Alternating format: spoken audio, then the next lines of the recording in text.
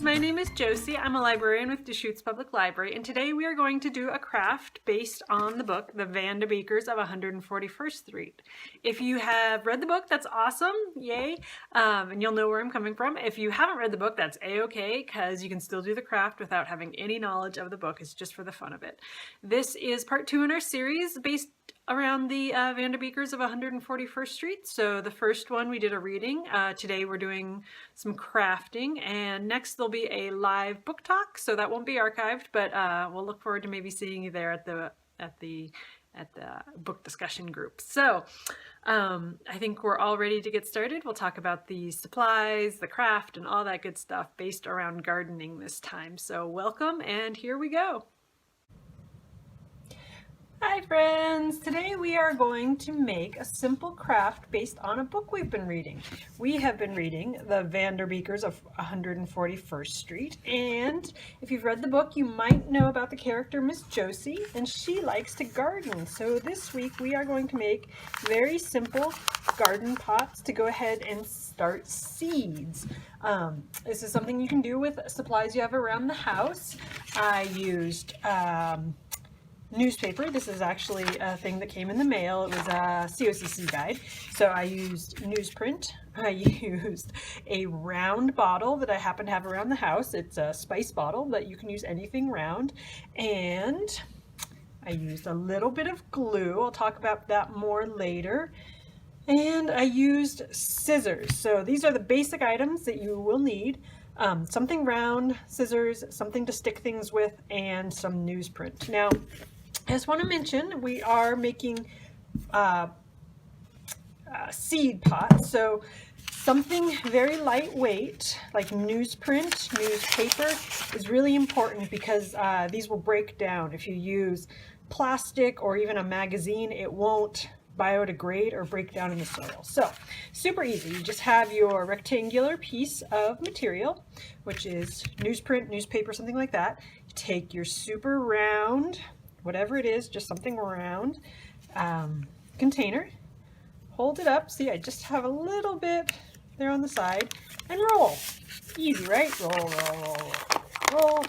Now, you have a tube, but you don't want a tube. You want something closed. So, go ahead and take to the end, squish it down, squish, squish, squish. Now, if you have an extra bit of stuff there, you can keep squishing it, or you can grab your scissors and just trim a little bit of that off so that you don't have so much mass, so much extra paper there. I might have trimmed too much off there, but that's okay. Now I am using just plain old Elmer's glue. Elmer's glue is water soluble, safe, non-toxic, all that good stuff. So I am putting just a dot on here. Now you need to give seeds water. So as soon as the water goes in there, that'll start to break down, but that's okay because that's what you want to have happen. Now I still have my spices in there so that I can push down and really get that nice and stuck. So I'm going to leave that like this for a second. And just a note about glue. If you don't have Elmer's glue around the house, you can use flour and water and make glue. There's lots of recipes online, but you can make glue that will be biodegradable super, super easily. Now then, you see this flappy part. I'm going to go ahead and put another little bead of glue right in there. That's not a bead, that's a line. I'm going to put a line of glue. Roll it back up. Now, I want to fold down the top, but I think that's still too much material. So I'm going to go ahead and cut a bunch of that off, just because it's in my way and I don't need it. So there's my scissors again, cutting some of that off. And now you can see there's just a little bit in there. So got my top, got my bottom. The glue is starting to stick. Elmer's glue doesn't dry super fast, but eventually I don't want my seeds or my spices in there. So I took my spice jar out, put that to the side. Now I've got a really tall one, and you only need it to be about this tall, maybe 2-3 inches tall. So this one's really tall, and I still don't like it. So I'm going to go ahead and cut off another good couple of inches. Whoops. And we have this. Now I've got this little extra piece in here. I could glue it, but I'm just going to tuck these in. Tuck, tuck, tuck. Tuck, tuck, tuck. So,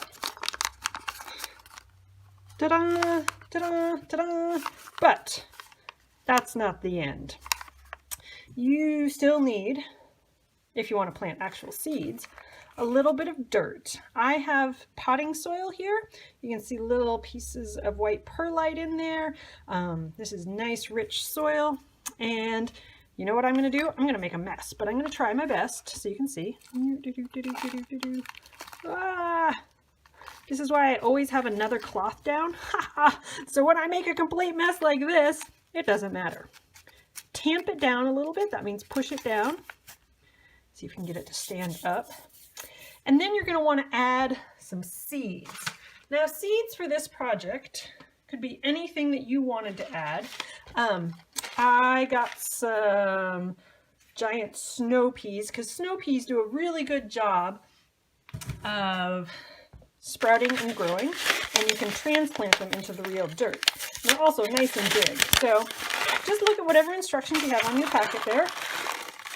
Take out a seed and gently put it in there and put it into the depth that it says on the package. So I have this. Now you're probably thinking that newspaper is going to fall apart really easily when it gets wet. And that's kind of the point. You want it to biodegrade and just work its way back into the soil when you're all done with it. You don't want, this is not a pot for putting on your windowsill and leaving forever and ever and ever. This is the kind of pot that you're going to go ahead and just put the whole thing in the ground, dig a hole in your garden and dump it on in. If you decide you do want a windowsill pot, you're going to need to transplant it into that kind of pot. So just go ahead and put the whole newspaper package into the dirt and fill in the rest of the pot with dirt. Now, I noticed that my newsprint had colors on it. Some people do not like the dyes in the color to be next to food plants. So if you don't like that, please use black and white. Most black and white newsprint like this is soy-based, so it should be fine to grow plants that you are going to eat in. If you're growing flowers, any kind of soy-based ink should be just fine. So again, this was inspired by the character of Miss Josie in the Vanderbeekers of 141st Street because she likes to garden and is thinking about making a community garden in their neighborhood. So I hope you've enjoyed the book and I hope you enjoy the craft. Okay, so hopefully you have a seed pot of one size or another with maybe some dirt in it. And if you want to use these, you can use them just like this and they should stand up, but as soon as they get wet, they'll start to crumble or degrade.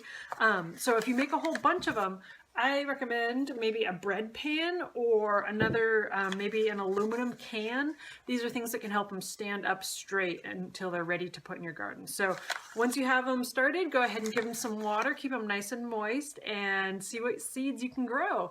If you want to transplant them, to put them in your garden, wait until it's warmer outside and we're not having freezing temperatures. But if you live in a place where it's not freezing right now, or you're watching this during a time it's not freezing outside right now, then you can go ahead and plant them outside whenever you want to. So thanks so much for joining us today.